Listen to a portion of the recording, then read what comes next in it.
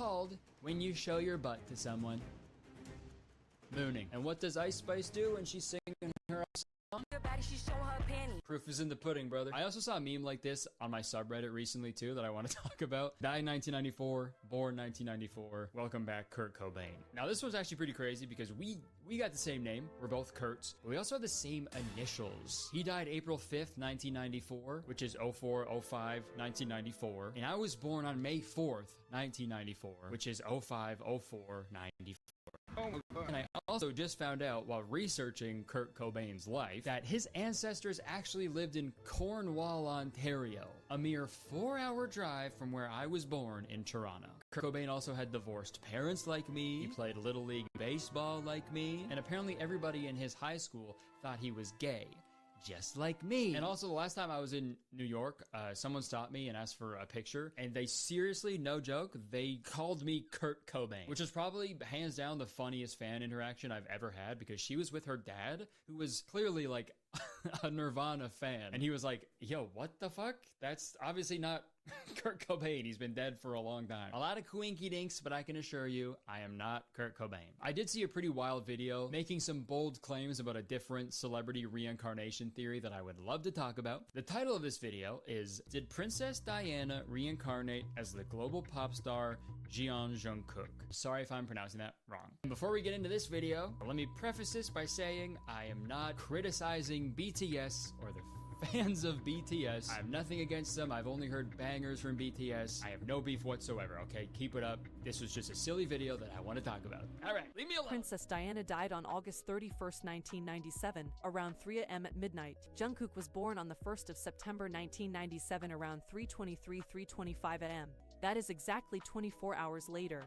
Not only that, both of them were born on the 1st of the month. Crazy. I'll summarize the other points made in the video really quick. So they both became public figures when they were 16 years old. Jungkook is from South Korea, and that's very important because the last trip Princess Diana and Prince Charles took before their divorce was to South Korea. And on the flip side of that, London, England is very important to Jungkook because BTS was the first Korean band to play at Wembley Stadium. They also have the same personality types, they're both the same height, and then this is the part of the video where they put up some hilarious side-by-side comparisons.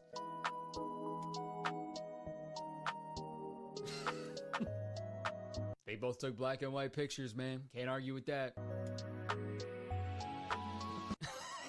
They've both looked up before. Not a lot of people do that, man. I've never done it. I don't even know how. Obviously, you can do these side-by-side comparisons with like any celebrities. You can find pictures that look a little similar. But the craziest part of this theory is yet to come. Moving to next is the day Queen Elizabeth passed away. Yeah. So there was a popular tweet that claims that every 25 years, the reincarnated person, Princess Diana in this case, has a 7-day window of consciousness to fulfill their like unfinished business. This is in reference to the fact that the Queen died 7 days after Jungkook's 25th birthday. So I guess Princess Diana had 7 days of consciousness in Jungkook's body. And on the 7th day, I guess she fucking killed the Queen? Like, it sounds wild, but they have proof to back it up. BTS did a live stream a few hours before the Queen's death, and apparently Jungkook was being very quiet and he seemed really tired, which is unlike him. And this inspired probably the funniest tweet of all time. Jungkook was getting sleepy during the live because the spirit of Diana within him was getting stronger, and she needed to take over his body to finally witness the death of Queen Elizabeth. Dude. That's so funny, man. Imagine the band members are just like, Jungkook, what's going on? Why are you so tired? Jungkook is gone. Only Princess Diana remains. Okay, let's move on down to the next level. We're now halfway down the iceberg, so things are gonna start to get pretty weird. This next theory in the old iceberg is lottery trap. Have you ever heard of the lottery conspiracy theory? You know when you go inside of a gas station and you find lottery tickets and people buy them and they scratch them off in hopes of winning millions of dollars. What if I told you about the conspiracy theory that says the government created the lottery in order to catch time travelers? I know it sounds crazy, but just bear with me, it's going to make a lot of sense. Okay. You have have a 1 in 300 million chance of winning this lottery. Or in other words, you would need to be struck by lightning 21 times back to back to back in order to win this lottery. Okay, I don't know if that's how that works. The way he worded that was really funny. You need to get struck by lightning 21 times in a row in order to win the lottery. That's easy, dude. If you want to win the lottery real quick, during a thunderstorm, go to an open field, hold a big metal rod, you win the lottery. Walk into a convenience store burnt to a crisp, like, where's my money? Yeah, like the TikTok said, this is the theory that claims that the lottery was created by the government to catch time travelers. Because that's what you gotta do with people who can travel through time. You just gotta catch them. It is super funny that they use the word catch. Just picturing the person who won the lottery going into the lottery building to, you know, claim the prize. And you walk into the building, Chris Hansen is just like, why don't you have a seat right over there? Obviously, the odds of winning the lottery are very, very low, like next to impossible. But that doesn't mean the winner is a time traveler, right? Like, someone has to win the lottery. If this was true, it'd be super fucked up. Someone won the lottery, like, fair and square, but the government still thinks that they're a time traveler. So you're from the future, huh? No. Flying cars, vacations to Pluto. Not good enough for you, huh? So you had to come all the way back here just to make a quick buck. Well, I caught you. Sir, I bought a lottery ticket just like everybody else, okay? I just got lucky. Tell the truth, you fucking piece of shit. Alright, fine. Jesus. You can't say that shit. Whatever. Okay, look, I'm not from this time, okay? But I'm not a time traveler. All I really did was travel from my dimension to a parallel dimension where I won the lottery. That's impossible. It's string theory, sir. There's an infinite number of parallel dimensions, each a little different than the last. Anything is possible. Hell, there's probably a dimension out there where you and I are making out. Maybe it's this one.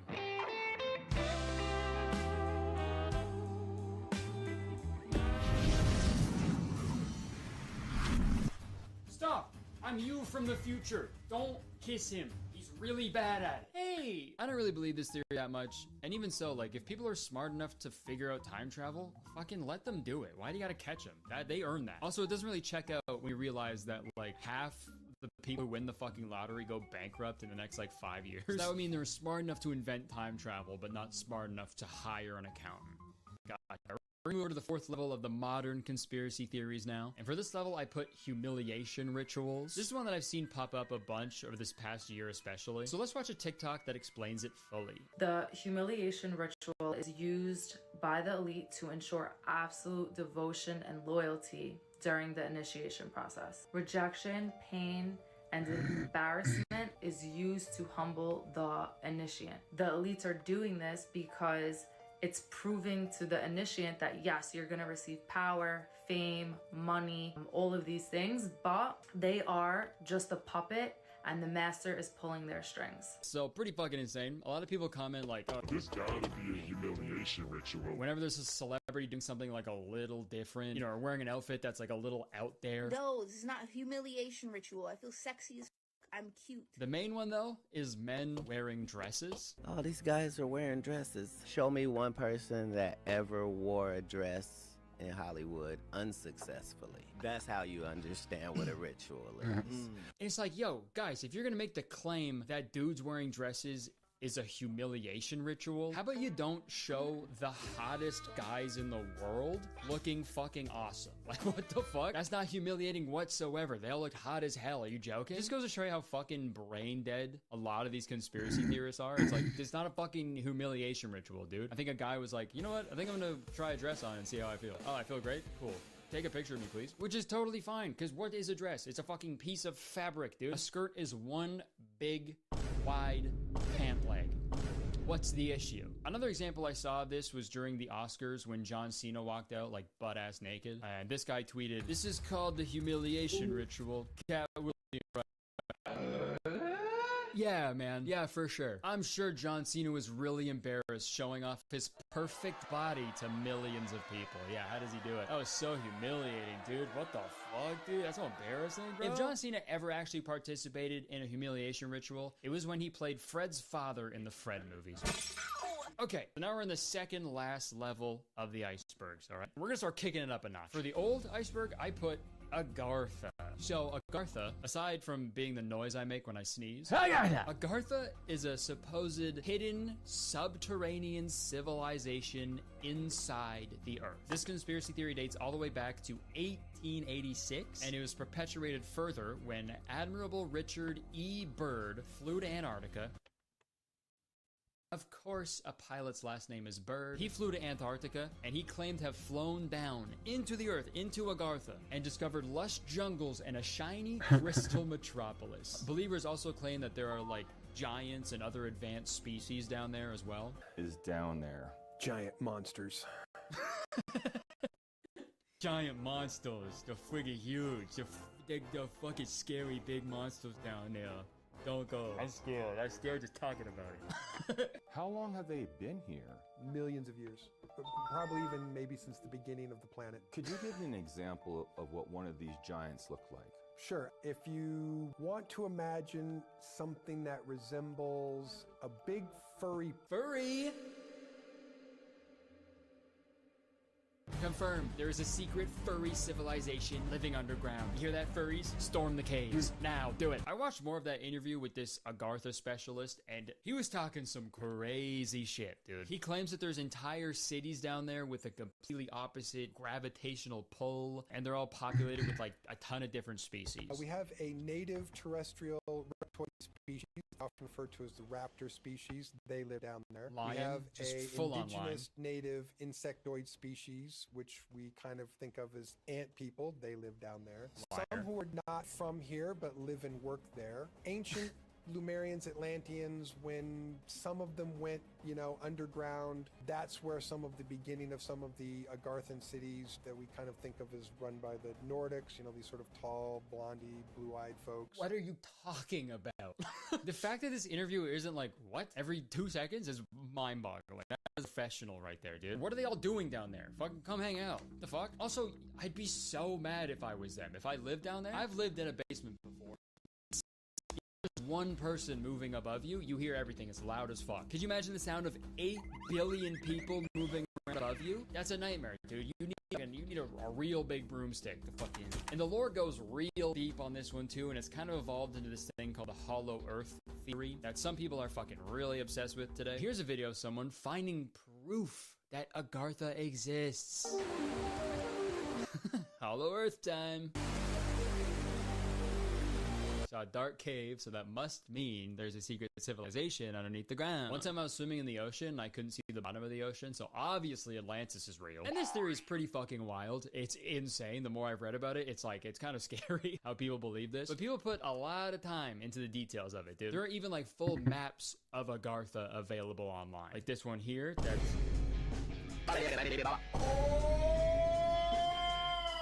that's something.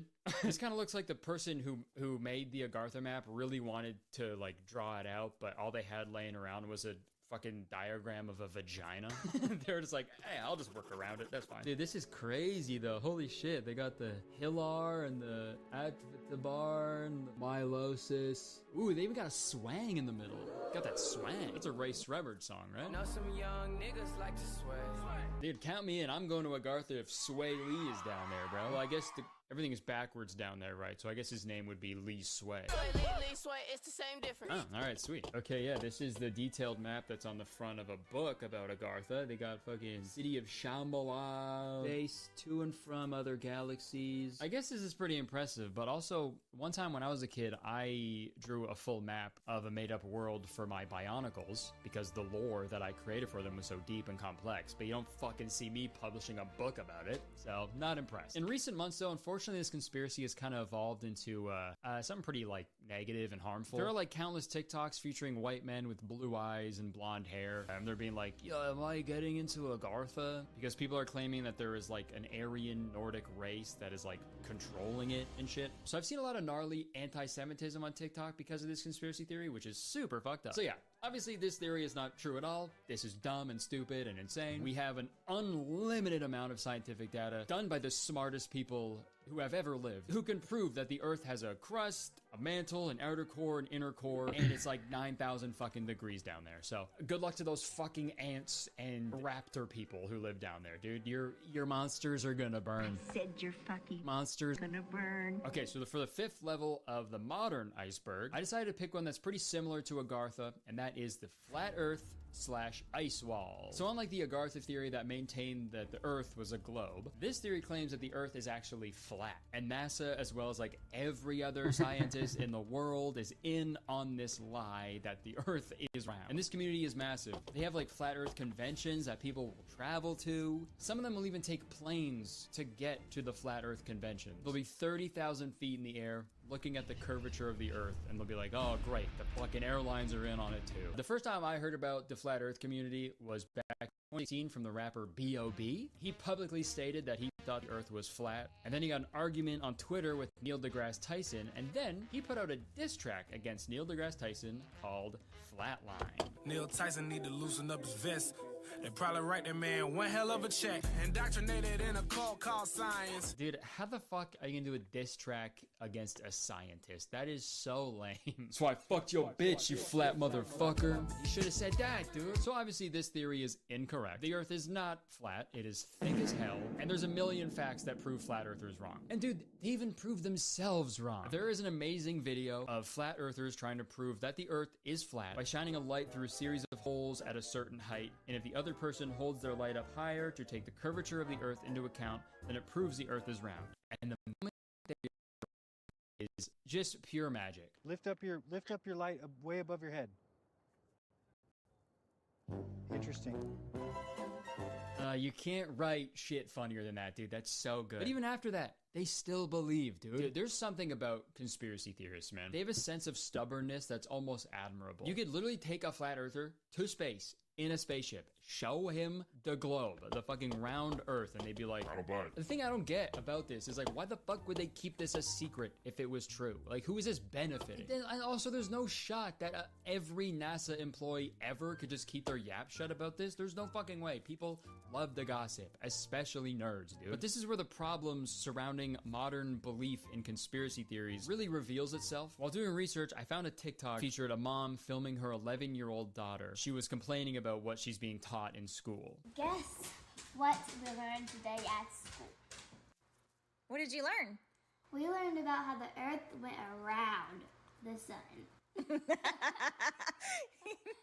Do you want to tell them the truth? She goes on to explain the flat Earth theory and shit, talks about God and everything. Here's a great comment on this TikTok. The real truth has to come out about all this. It's getting ridiculous. Dude, and that's from Mr. Beer, dude. Drunkest guy in the world. Correctly before we question the intelligence and integrity of scientists, okay? Mr. Beer, if that's even your real name. There's also another TikTok featuring that 11-year-old. And in the TikTok, she's about to go to school with her science project, which is a diorama of the flat Earth. But obviously that's not real, because if your mom is fucking crazy enough to believe in the flat Earth genuinely, then she's not sending you to a public school where they will actually teach you how things work in the real world. They're gonna homeschool you 100%, where they can indoctrinate you into the cult of conspiracy theories, and you're gonna know absolutely nothing by the time you're an adult. It's gonna be great. Can't wait. It's awesome. Life rocks. This is the best time to be alive. And this is a clear demonstration of the dangers of conspiracy theories and living in the information age. Anybody, anywhere can say anything for any reason, any time.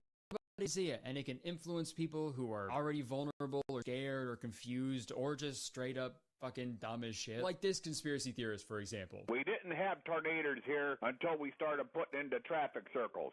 When people go round and round in circles, it causes disturbance in the atmosphere and causes tornadoes. Really creative, okay? There's no way that this idiot thought of that on his own. He probably heard it online somewhere, and now he's fucking freaking out about it, dude. You know how fast you gotta drive around in circles to make tornadoes? Who lives in your town? Fucking Sonic the Hedgehog? What the fuck? I don't know, man. Like, back in the day, conspiracy theories were just spread by word of mouth, or maybe in a trusted news publication, rarely, but even when they did it, it was like, guys, it's just a theory, do not fucking believe this. So the theories would remain as theories. But today, I feel like we're just bombarded with information from every angle, and some of this information can come from unreputable sources who are just looking to gain followers or money or both. Fucking every prominent flat earther I've looked up has merch, books, ticketed events, like it's all for money, dude. Okay, sorry for yapping even more, but I found something really interesting while I was editing, and I gotta talk about it really quick. So there's a prominent flat earther named Mark Sargent, and in all of his video descriptions, there's a link to download the Flat Earth app. And then one of the pictures on the download page like gives you a preview of what the app looks like. And some of the stuff on there is some of the craziest shit I think I've ever seen. You know, so you got memorabilia like clothing, flat earth models. Then there's also this thing called Truth Smacks. Power-packed snacks with a dose of flat earth. What the fuck does that mean? How much of a flat earth dick rider do you have to be to even base your food around well, I guess not around, because spheres don't exist. But still, I don't want a dose of any earth in my snacks, flat or otherwise. And then my favorite part, on the next row below that, there's an ad for crypto consultants and other various crypto coins. But yeah, they're definitely only doing this to spread the truth, right? They're not in it for money whatsoever. And it's like truly poetic how the people who believe in a make-believe fantasy are also promoting make-believe currencies. And I feel like I'm already giving away the conclusion to this video before we get into the final conspiracy theories, but I think the main catalyst for the rise in popularity of conspiracy theories, I think the reason behind all this was COVID-19 and the lockdowns in 2020 and 2021. People were sad, scared, confused, vulnerable, but worst of all, they were isolated. They were alone. And the only thing people could do was search the internet. And unfortunately, a lot of people were caught in this fucking conspiracy pipeline. And fucking now it's way too late for them to come out. And it sucks, dude. I've seen like acquaintances of mine that have gone down this pipeline. And it's like, fuck, hey, I'll never talk to them again. It's weird, dude. I just feel like now we're seeing a lot more real life consequences from people believing in conspiracy theories, right? You got children being taught incorrect nonsense by their parents, people dying from COVID because they didn't want to get the vaccine because they thought the vaccine contained nanotechnology that could be activated by 5G towers. Yes, that is real. People believe that. Conservatives getting arrested for storming the Capitol on January 6th because they were lied to about theories about a stolen election. The list goes on. But sorry. Flat Earth, stupid, and it's wrong. The Earth is a globe, obviously. Agartha clears, dude. At least it had big furry monsters. Giant monsters. All right, final level of the icebergs. These ones are fucking super out there, but I picked them because they're also really silly. So the last conspiracy on the old iceberg is the glass camera. Okay, so the glass camera is an invisible device that was apparently used to record what people see during astral projection. If you're unfamiliar with astral projection, it's basically like an out-of-body experience where you can like travel the astral plane, you can go to different universes, you can travel back in time and stuff. It's crazy. And this glass camera was supposed to record all of that and like transmit it to like a screen where people can watch. And the crazy theory behind this is that this psychic named Robert Golf, and they say that, you know, his existence was scrubbed from the internet. You can't find anything about him. Not that he wasn't real or anything, but this guy Robert Golf, he died while using the glass camera, and his soul went to heaven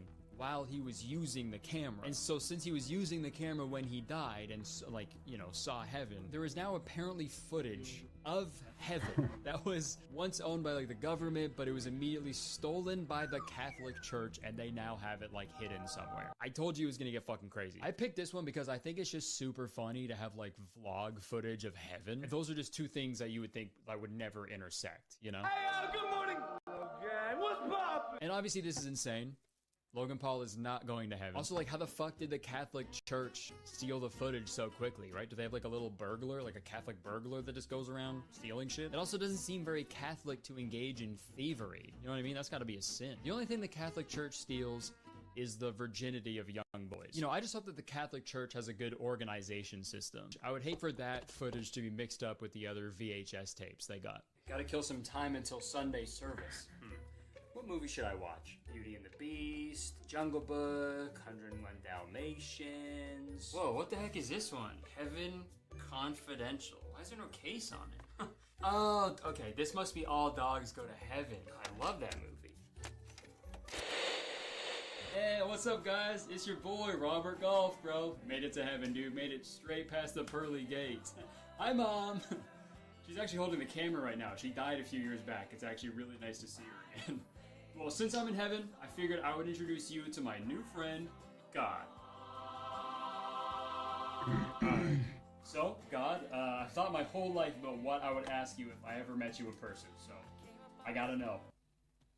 Gay Adam or Thought Eve? Well, it is Pride Month, so I gotta go Gay Adam. Oh, let's go, dude. In the script here, I wrote that the sketch is gonna end with the Predator handshake, because that clip is from the movie Predator. But, fun fact, the Predator handshake is also how Catholic priests greet each other. Alright, last one, folks. Thank you for watching if you're still here. The last level of a modern day conspiracy iceberg is sploosh. And that's not the shit from holes. Okay, that's sploosh. Sploosh. This is another conspiracy that was proposed a while ago, but I put it in the modern conspiracy because of its popularity. Someone was talking about that we live in a false reality, and these beings, they call them archons, are the ones controlling the mental matrix that we live in. So what they're trying to say is that our human experience is nothing more than an energetical farm from higher dimensional beings. And they farm something called loosh. And it's produced when loosh is produced in the caboose. And loosh is produced when we experience really intense emotions. And this loosh is actually being harvested by extraterrestrials or like higher dimensional entities. And according to the person who introduced this theory, Robert Monroe, loosh is generated through both positive and negative emotional experiences. So intense emotions such as love, fear, pain, joy, and suffering are all like very potent sources of a loosh. You know, they get you all looshed up. And the reason it's also referred to as the prison planet theory is that like it claims that we're all locked up on Earth, like for the sole purpose of creating loosh for these higher dimensional entities. It's just pretty insane. Just looshing all day, dude. Sorry. And you know what, as scary as this would be if it was true, it's also like kind of comforting in a way. Like it says a lot about like free will and like our purpose in life, but like I don't know, man, like if I'm having an absolute like shit day, I'm like so sad, I'm crying, it's just terrible, I'm just feeling so negative and awful. At least I know some fucking 8-dimensional being named fucking Eknayeb. He's up there getting that sweet loosh, dude. He's gooning all that loosh, dude. So you're welcome, Eknayeb. Also, the funny thing about this theory is while I was researching it, I had quite the epiphany. So the theory is that humans are put in stressful conditions, so interdimensional harvest all of that energy for their own personal gain. That's literally the plot of Monsters, Inc. These fucking weird creatures are scaring kids. They're putting them in stressful conditions so they can get their energy to power their own fucking world. What the hell? And also, dude, when you spell it out, when you spell the full thing, it says Monsters Incorporated, right? You take away a few letters, what does that spell? Monroe, the guy who introduced this theory. This goes all the way to the top of a steep cliff covered in Lil Wayne's. But obviously this theory has evolved over time and it's gone pretty far. Some people think these higher dimensional beings actually disguise themselves as celebrities. Celebrities like Beyonce. To the left, are you fucking loose in the box to the left? Yeah, man, I saw a TikTok of someone replying to a comment that reads, "I'll never forget her saying, 'I need your energy' at the Super Bowl halftime show." Everybody put your hands towards me. Everybody, I want to feel your energy. Dude, how dumb do you have to be to actually think like that, dude? People say that shit all the time. Dude, fucking, like, spin instructors say that shit. She was just getting the fucking crowd hype, dude. She's Beyonce. Wait, hold up. What's Beyonce backwards? Techniyeb. Okay, obviously I'm joking. This is dumb. The loosh theory is fucking super weird and insane. But you know what? I think just to be sure, I think we should all, like, as a society, we should pick, like, one day, one global day where we all choose to experience zero emotion. Don't feel anything, good or bad. We all lock ourselves in our own room and we just stare at the fucking wall. You know, really bring down loosh production and see what happens. We finally made it through all of the levels of the icebergs. So now it's come to a conclusion, all right? Are conspiracy theories crazier now than they were back then? And honestly, when I'm comparing the two icebergs, it's tough to say. I feel like all of these are equally fucking crazy. So I don't think conspiracy theories are crazier now. I think they've always been fucking crazy. Increased like tenfold, and we're starting to see some pretty gnarly real life consequences. Cool. This is also just an excuse for me to goof on a bunch of conspiracy theories because I think they're like super funny. So let me know if you want a part 2 to this video. some conspiracy theories you want me to talk about, because this was a lot of fun researching and goofing on. Okay, that's it. Thank you so much for watching the video. If you enjoyed it, please press the like button, because 1 like equals 1 cup of loosh produced, all right? And we gotta do it. We gotta please our guys. Yeah, press the subscribe button. Dude, we're so close to 5 million. We're getting there, dude. We're so close. So just press the subscribe button if you haven't already. It's worth it, okay? Because as soon as you press the subscribe button, you become a valued citizen of Kurtistown. And if you didn't know, Kurtistown is the best place to live in the world. And I'm the mayor of Kurtistown, so you have to be nice to me. It's the law. And also, come see me on tour. My world tour, the Goodfellow Tour, kicking off real soon. Starting off the first leg in the US, but we got a ton more shows coming up that will be announced very soon. Going all over the world, man. All right, that's it. Thank you so much for watching. I would stick around, but I unfortunately feel Kurt Cobain taking over my body right now, so If you've been alive for a while and you've been on the internet, you've probably heard of a little guy named Morgan Spurlock. He's known primarily for his movie Super Size Me, which came out in 2004. You get the McGurgles in there, you get the McBrick, and you get the McStomachache. Right now I got some McGas that's rocking. This big-ass movie, Super Size Me, blew up in popularity on the brand new website called youtube.com, where it was viewable with ads, of course. Since 1980, the total number of overweight and obese Americans has doubled, with twice as many overweight children and 3 times as many overweight adolescents. The fattest state in America? Mississippi, where 1 in 4 people are obese. One of the things I hate about internet browsers is how bullying they are. I love personalizing stuff and ruining it. I love ruining stuff. I like taking something that's great and ruining it with my own sense of style and love. Today's video is sponsored by Opera GX, the ultimate browser that you can ruin for yourself. Seriously though, if you use Chrome, Safari, especially Safari or Edge or any, you're missing out, bro. Opera is awesome. It's the ultimate browser for gamers, and it's got cool little widgets that are built in, and it's fun and it's cool, and yeah, it's cool. There's mods, and what the why wouldn't you? It's like RimWorld, but for browsers. You got custom sounds when you close and open tabs, keyboard sounds. Why would just download it? Click the link in the description and download Opera. It's a no-brainer. It's a no-brainer. It's one of those no-brainers. So yeah, download Opera GX using the link in the description and go to the GX store and explore the endless possibilities for customization. Some created by Opera GX themselves, some created by ne'er-do-wells existing in the liminal space between reality and the internet. Liminal space. The sidebar thing is my personal favorite. I have so many apps in mine. I've got Discord, TikTok, Facebook. I don't have TikTok or Facebook. You can get those though. I have Spotify and ChatGPT. It's pretty sweet. And if you use another browser and you have a bunch of bookmarks and things along those lines like I do, you can just use the quick import tool and it just copies everything over, and it's awesome. It's pretty cool. Guys, I actually like Opera GX. I'm grateful to have them as a sponsor on my channel. Check out the pinned comment or go in the description and download the Opera GX. Thank you to Opera GX for sponsoring this video, and thank you to you guys, most importantly. Morgan Spurlock kind of became like the first big-time mukbanger, and if you think about it, in a sense, and recently, it seems that he was canceled, and then also right after that, he unfortunately died, and it's not good. It's a sad situation, and I'd like to cover it because it's complicated and it's interesting, to be honest, because he was canceled a week before he died. So why was Mr. Spurlock canceled? Was it for no reason? Like what has happened sometimes? No, it was found that some of the information that was in his documentaries was considered misleading. This is bad, right? Because when you're a documentary guy and you do some documentary stuff, you're supposed to be honest and truthful so people can learn, and you can be used as an example on how to change your behavior potentially better. I'm not sure. I watched that Jiro Dreams of Sushi movie. Didn't do shit, but I liked it. You know? And like I mentioned, shortly after his cancellation, he died. I think nowadays, anyways, the Super Size Me documentary, if it were to be made, would probably be poorly received because it's sort of a fat-shaming thing, whether or not it's true or factual or untrue or infactual. Is that the opposite of factual? What's the word for when something's not true?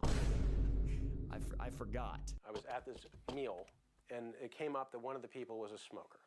And somebody else at the table started hectoring them about, what's the matter with you? Don't you know how bad it is for you?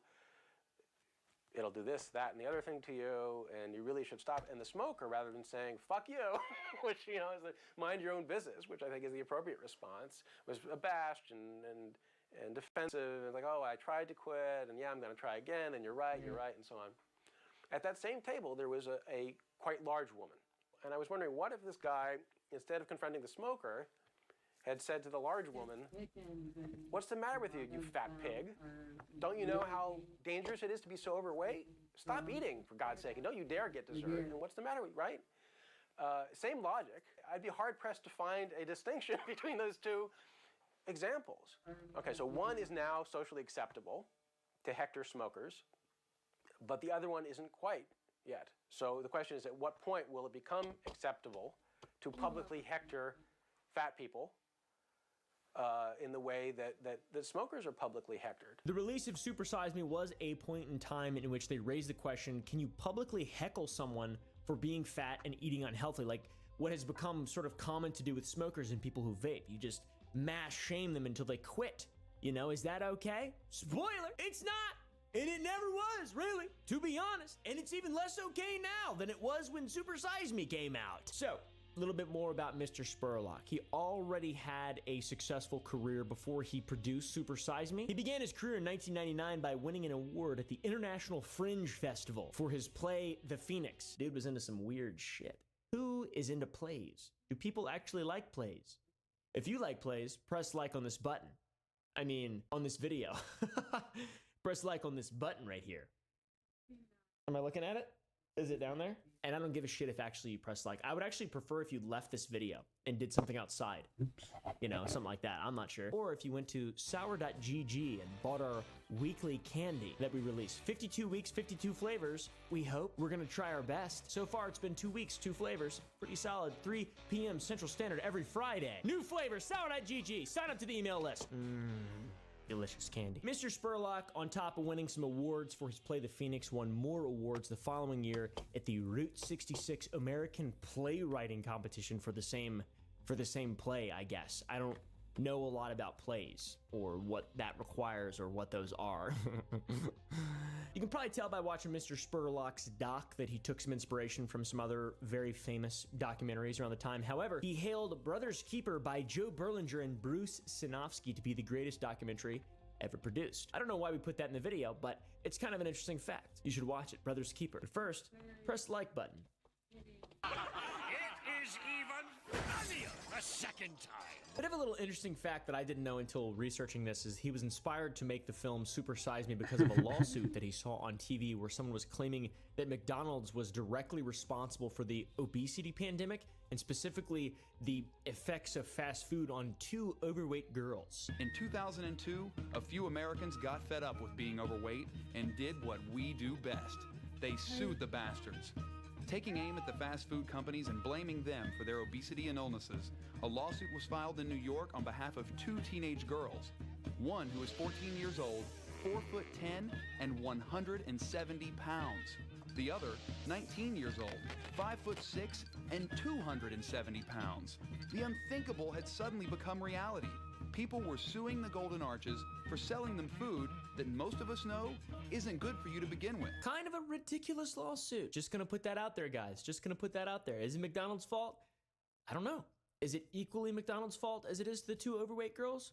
I don't know. Is it? Let me know down below. Comment down below. Fuck. Where does corporate responsibility end and personal responsibility begin? Yeah. I mean, do you blame liquor stores for alcoholics? Yeah. No, I mean, well, liquor stores don't spend $1.2 billion a year advertising their products. Well, certain alcohols certainly Well, they spend do. Right, exactly. But I think that, for us, we need to accept responsibility for what we eat. Parents need to be better role models for their kids. If you're a parent and you eat out 3, 4, 5 days a week and you don't exercise, you're going to raise kids that eat out 3, 4, 5 days a week and don't exercise. Sort of a summary for the documentary is that Spurlock committed to eating only McDonald's for breakfast, lunch, and dinner. 30 days, see what would happen to his body, see what effects it would have as a relatively healthy man. Not good, not good. It reminds me of the time that I committed to the 30-day Topo Chico diet, where all I drank was Topo Chico for 30 days.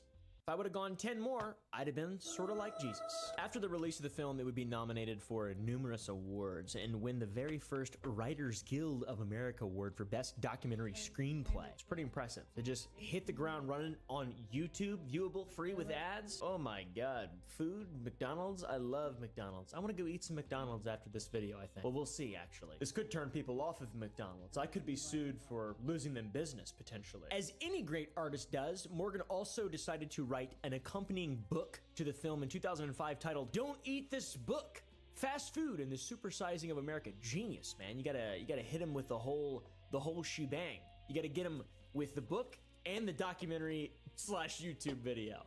Pretty chill, TBH. The same year that he would put out the film, he would create Warrior Poet Productions and publish all of his preceding work through his own company. He also worked for his brother through their production company on numerous projects. The guy was quite a busy little bee, TBH. After this, Morgan would go on to work with FX and produce a show called 30 Days, in which a person or a group of people, or even Mr. Spurlock himself, would live in certain situations for 30 days. Some people want to make coal a thing of the past, but with so much cheap coal right here in the good old US of A, others say, why stop? And this got me thinking.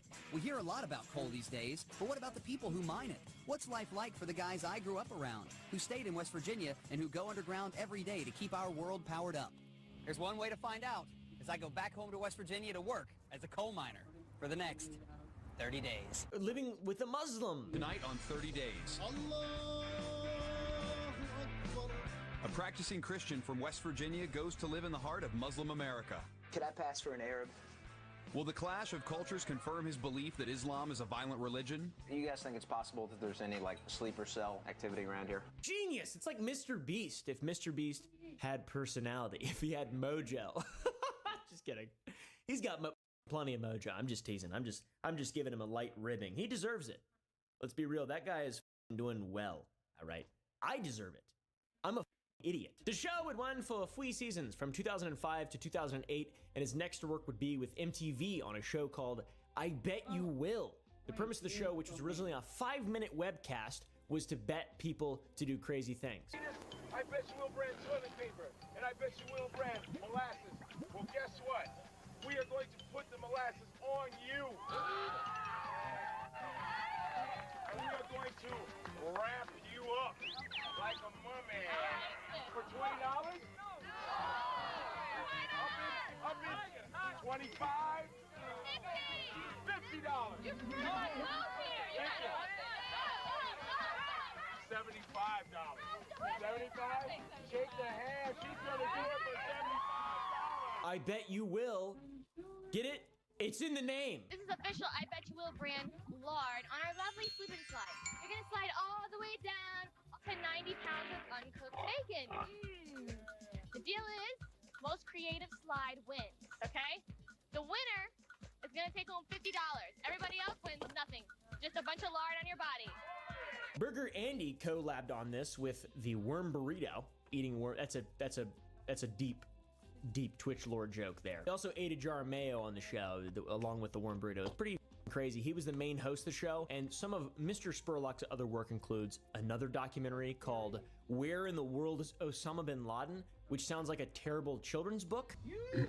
Osama! And in this film, he would Lord Miles it up and visit numerous African and Middle Eastern countries and talk with people, political figures and the like, and members of the respective armies to figure out exactly where Osama bin Laden is. He also talked just in general about Islamic fundamentalism and the US's war on terror. Spurlock was considered an embedded journalist, or a journalist attached to a military unit in active combat. Pretty interesting stuff. Way more difficult and way scarier and way more dangerous than eating McDonald's for 30 days. Where's Osama bin Laden? يمكن يكون هنا في المغرب لا في شي دولة أخرى. سوي بالله ما نعرف أنا عارفه. Bin Laden? Bin Laden. I'm not a politic man. Yeah. I don't know nothing about I'm a carpet dealer. I sell carpet. Interestingly, in the film, Morgan Spurlock speculated that bin Laden was hiding near Peshawar, Pakistan. When bin Laden was found, he was only 200 kilometers away in Abbottabad, which is ridiculous. What's even crazier is in a report in 2017 directly from the CIA, Spurlock's documentary is found on one of Osama bin Laden's hard drive. By the way, look up the other stuff that was on Osama bin Laden hard drive. I've singulared it. It's supposed to be plural. He had more than one hard drive. He had some weird shit on his hard drive. Guy was a freak, all right? You know? Weird dude, to be honest. So yeah, the point is the guy was prolific and he was considered a legit journalist, and you know, there's some interesting stuff that he did. He contributed a lot of stuff journalistically, more than I ever have in my entire life. But it still comes down to the fact that no film that he made has had as great of an impact on the world such as Super Size Me, specifically the success that it had on him. Not really the impact on the world, more so his success. It was gigantic.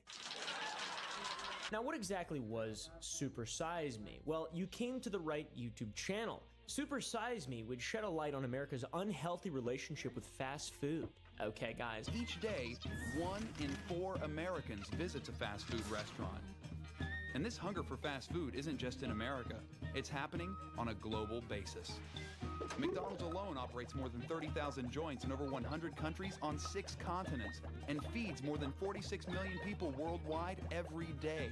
That's more than the entire population of Spain. I also have an unhealthy relationship with fast food. I see food in my house and my refrigerator, and I'm like, would it be easier for me to make something, or would it be easier for me to order something and have it brought to me? That is very bad that I think that way and that I do that, and we all should probably not do that anymore. Back to Super Size Me, it was well-intentioned, it seemed at least, but it was also misleading and, quite frankly, disingenuous. I was extremely disappointed when I saw this movie. Here was an opportunity to actually provide insights into a serious problem. In fact, all it turned out to be was an extreme stunt where someone engaged in irresponsible behavior of eating twice as much as is required every day, limiting physical activity. It was a complete disservice to anyone looking for factual information or real solutions. And that's according to a lot of people, not just me. I really don't have any idea. I got no dogs in the fight, to be honest. I'm not huge. I'm not supersized. I don't eat a lot of fast food. I'm a relatively healthy guy. I do sell candy and shit, but like I also don't claim that it's like good for you. It's candy, you know, eat it or not. It's cool, it's fun, whatever. And also, I have less dogs in the fight because I didn't go to public school, and apparently, according to some sources, this film was shown all over the US in schools as a means of deterring children and people in general from eating too much fast food or trying to be healthy, which is good. It's it's Michelle Obama coded, to be honest. It's good. It's good. I feel like that's a good thing, right? You know, I watched Jiro Dreams of Sushi while I was being homeschooled. Just kidding, I did that like one day for lunch or something in 2017, I forget. I didn't watch anything when I was being homeschooled. Sorry, I got a little distracted. I was texting my boyfriend. I don't have a boyfriend, I was just kidding. I have a girlfriend. We're not actually really girlfriend, boyfriend though. It's just for cameras. It's just for, you know, we don't really do that kind of thing, you know. You know what I mean, though? Anyways, what's bizarre to me is that Super Size Me, in spite of me never really watching it as a child or really knowing what it was, I still knew what it was. I heard about it. I knew about it. It was a gigantic meme. Feels like it's been around forever, but ironically, it hasn't. And that's ironic by the definition of it. You see, before 2004, it didn't exist. And now, though, it's huge. It's part of the pop culture zeitgeist and has been since 2004. And it's a dope-ass experiment wrapped up in one little blockbuster hit. It's all about the effects of fast food on the human body with a focus on McDonald's because it offered a supersized meal, which was the peak of American portion sizing, which is a meme in and of itself. And that's been a huge thing in America. And I feel like the mid 2000s were that was a crazy time in terms of just red pilling people with fast food. I guess red pill marketing, or would that be blue pill marketing? Would that be fat pill marketing? What would you call that? Misleading pill. It's evil. And it gets signed off on by doctors and shit too. It's crazy how many just lie studies back up stuff people base their marketing on. It's wild. I say we burn everything to the ground. I mean, what would happen if I ate nothing but McDonald's for 30 days straight? Would I suddenly be on the fast track to becoming an obese American? Would it be unreasonably dangerous? Let's find out. I'm ready.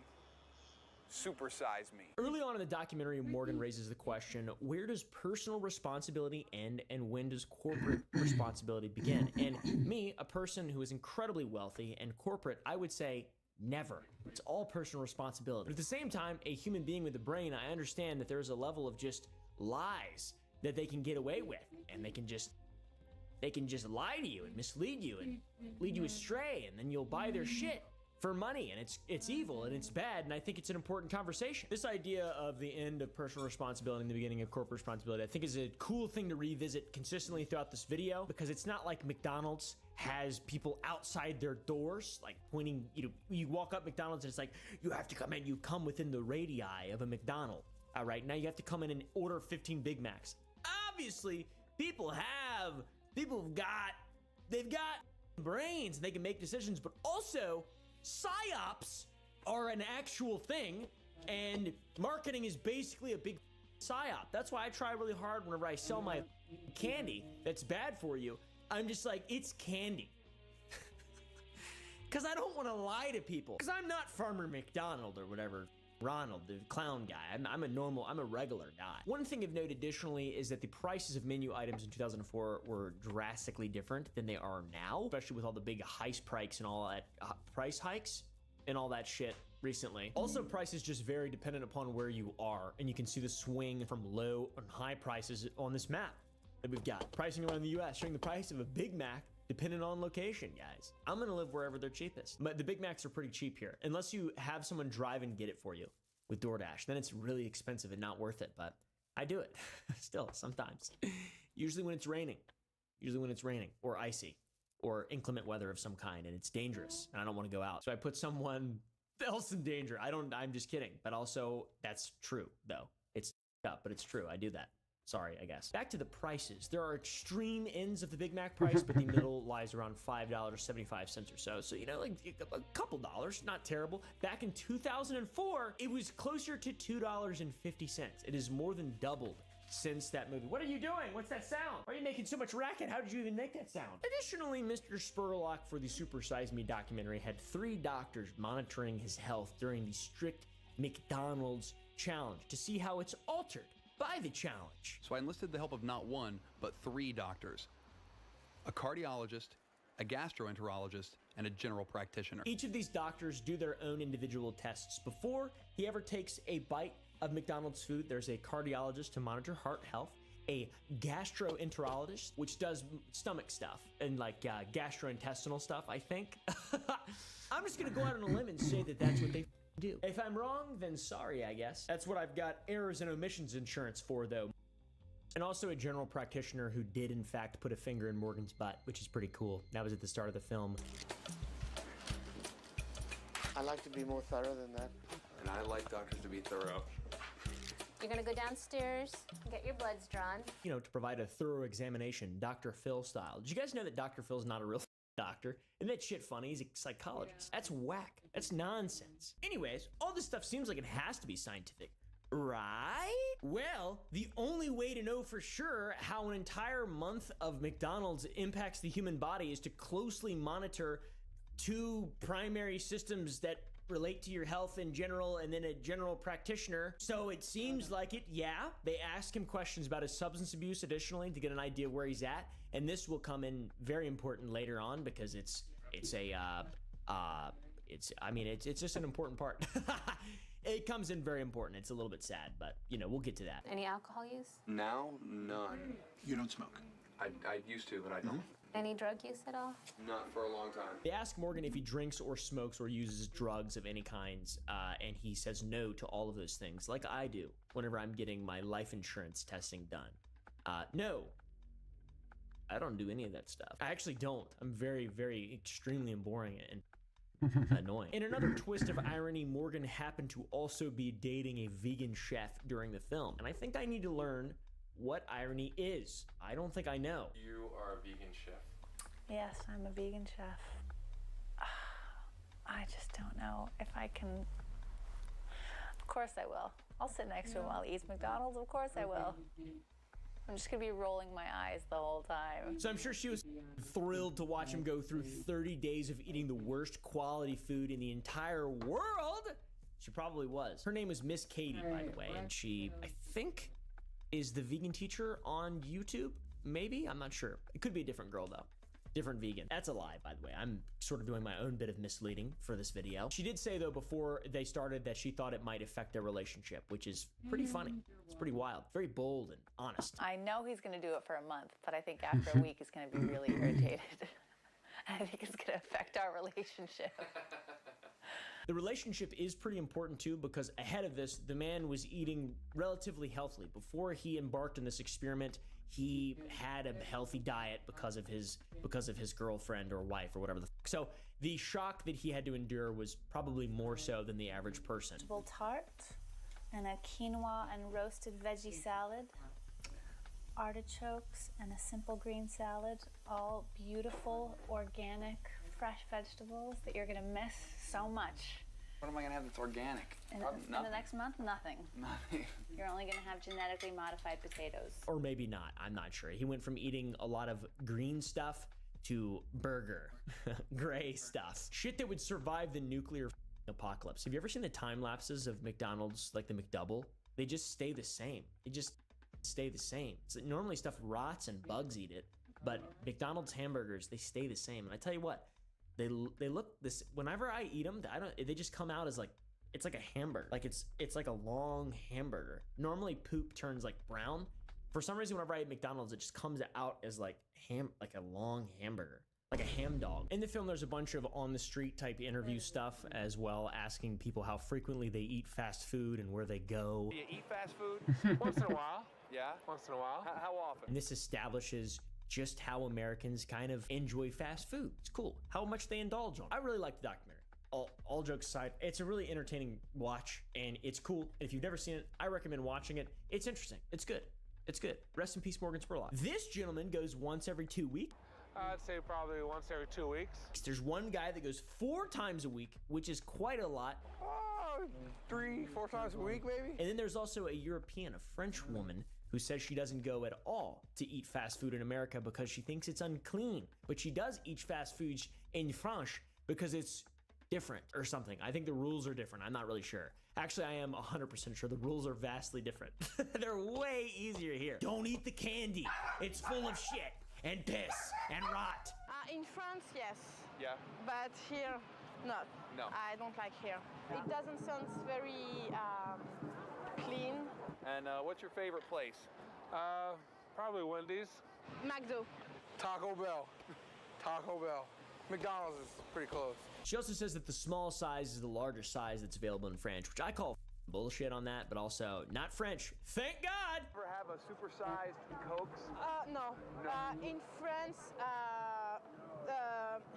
the small size here, it's the bigger size in France. Even the small size here, I can't drink. It's a lot of information, and these examples also give an idea as to the frequency which people choose to eat something that isn't the best for them. It's either never, if you're a French person, or a couple times a week, or just not that all. It's about personal choice, really. They're establishing the idea of personal choice. These people just choose when they go to fast food places, and they're aware of it in their mind. They have control. Morgan, on the other hand, is going to the extreme of extreme ends of this experiment by eating it for breakfast, lunch, and dinner. So most people just have a level of control, a modicum of rationality that they live their lives by. A modicum.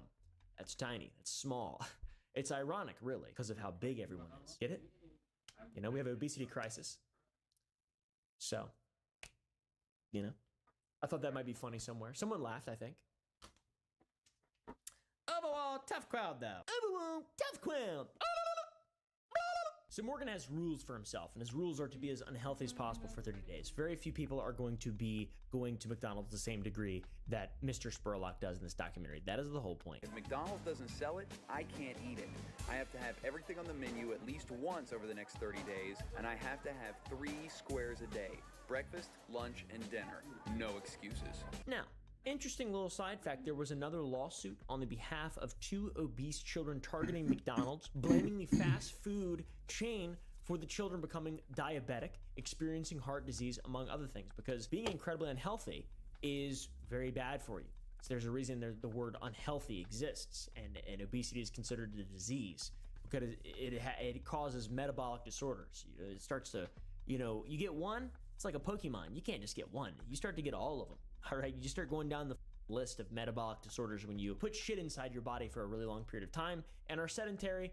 It's bad. It's really bad. In the documentary, Morgan asks some of the same people we've already seen on the street what they think about the ongoing lawsuit with people suing McDonald's over the child's weight gain, the children's weight gain. The French woman believes that it is ridiculous because it's American to sue for everything, which I would agree. I think that's nonsensical. I think suing people is dumb, generally speaking, unless they just blatantly lie about you. People who are suing these fast food companies. Yes, I've heard. Yeah. I think it's ridiculous, but it's the American way to sue for everything. But we got another Chad who says that he'd throw the lawsuit out if he was a judge because he can walk past a sign without walking in, so why can't they? And brain rot, El Bozo, child, El Bozo, little kid. I'd throw the lawsuit out if I was a judge. And like I was saying, if these fast food places can put their signs up, if I can walk by them and just totally ignore them and say, I'm not hungry, I don't need this, they can do it too. How does a kid even drive to McDonald's? So yeah, you get the idea though. It falls back on the question we asked in the very beginning. Where does personal responsibility end and corporate responsibility begin? We will continue to ask this question throughout the length of this video, or whatever the fuck I'm supposed to say right there. I don't know how to do words very well. Now, we'll do a little bit of backing up that fast food chains, restaurants, McDonald's in particular, can be somewhat held responsible for this kind of weight gain and health issues because of the claims that they make on the potential impact for health. One of the most disturbing things to me is that in the last 20 to 25 years, we've actually seen a doubling of overweight and obese children and adolescents. And this weight gain has been linked to countless health problems later in life, such as hypertension, coronary heart disease, stroke, gallbladder disease, osteoarthritis, sleep apnea, respiratory problems, endometrial, breast, prostate, and colon cancers, dyslipidemia, steatohepatitis, insulin resistance, asthma, hyperuricemia, reproductive hormone abnormalities, polycystic ovarian syndrome, impaired fertility, and adult-onset diabetes. Everything has potential side effects. Have you ever listened to a commercial about any kind of pharmaceutical medication? Don't take Ozempic if you or your family ever had medullary thyroid cancer or have multiple endocrine neoplasia syndrome type 2 or if allergic to it.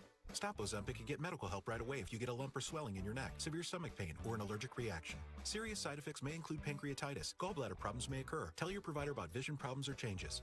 Taking Ozempic with the sulfonylurea or insulin may increase low blood sugar risk. Side effects like nausea, vomiting, and diarrhea may lead to dehydration, which may worsen kidney problems. There is half of the length of that commercial just listing off side effects. Death, shitting, dysentery, blood, consumption. You will die from consumption. Nightmare, nightmare, nightmare, Victorian child. Basically, in every aspect of life, you need to be careful and you need to be rational when making decisions that could affect your health. It's all about moderation, regardless of what you're doing, whether it's eating a lot of prescription drugs, eating McDonald's, drinking alcohol, smoking drug. You have to do it in moderation, you troglodytes. Come on! What the? Come on, Hunter Biden! Somebody get this guy a crack pipe. A solid point in the film is that we live in a world where you can choose to eat food that makes you fat, and you can also choose to eat food that doesn't make you fat. And to prove this point, Morgan brings on Jared Fogle. Hi, I'm Jared the Subway guy, and this is my story. Overnight, ABC News confirming Jared the Subway guy Fogle is expected to plead guilty to charges related to a child porn investigation. The guy from Subway, the file from Subway. Subway's #1 file. So without further ado, let's welcome Jared Fogle. My big thing was never smoking, it was never drinking, obviously it wasn't doing drugs. My big vice was food. And before I knew it, I wound up weighing 425 pounds. I brought in a present for you. My old pants that are now made famous in all the Subway commercials. He's like a public speaker. He showcases his transformation, and Jared essentially had his own ad campaign with Subway to showcase how much healthier Subway is to other fast food, which is just not true. For years, I ate fried food and burgers that looked like this. And I looked like this. Then I found Subway restaurants. And I realized I could enjoy lots of great tasting food without lots of fat. That's just not even true at all, dude. You can get shit at Subway. Just because you can get like bread and a little bit of lettuce and stuff doesn't mean it's less healthy or it's more healthy overall. It's nonsense. Calories in versus calories out isn't just a picture. That's not the full picture. Is it healthier than McDonald's in general? Yeah, for sure. Obviously. I mean, yeah, but I would not consider Subway healthy at all. I mean, I'm a big hater of Subway, especially since the Jared Fogle thing happened. He really brought him down. I haven't been to a Subway in years. And also, they just suck, too. Subway just sucks. It's like, why not just make it at home for cheaper? Hi, I'm Jared the Subway guy, and this is my story. Young guy eats too much junk food and gains a lot of weight. Guy changes his life by eating at Subway twice a day and walking a lot. Guy loses over 200 pounds and keeps weight off for 17 years. Guy now has 2 kids, and even more reason to pass on better eating habits to young people everywhere. Yeah, this dude's like the EDP of fast food, for real. I mean, actually. He's a fucking weird guy. This part of the documentary is essentially Subway propaganda, which I will not have. It's not real. It's fake. Don't listen to this. Subway sucks. Sure, it's healthier than McDonald's, probably, maybe. But like at the same time, I will never say that either one of those things are... They're not apples and oranges. It's apples and Granny Smith apples and a Red Delicious apple. They're the same thing. Subway's whack. Okay. Big Subway hater right here. I'd rather eat Church's chicken or some shit like that. This part is hilarious. They even allude to the solution for weight gain in children being 2 Subway sandwiches a day. That's wild. I guess it's kind of cool to know somebody or be able to listen to somebody talk about actually being where I am right now. And it's kind of hard because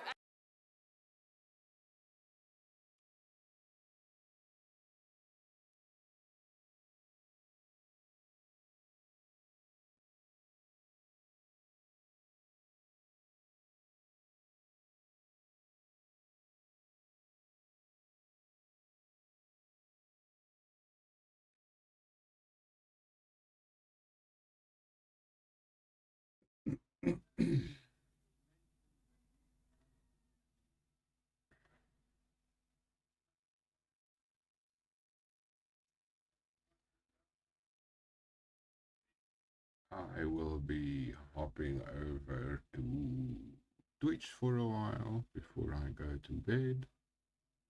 Thank you to any lurkers that are around. And have a good night.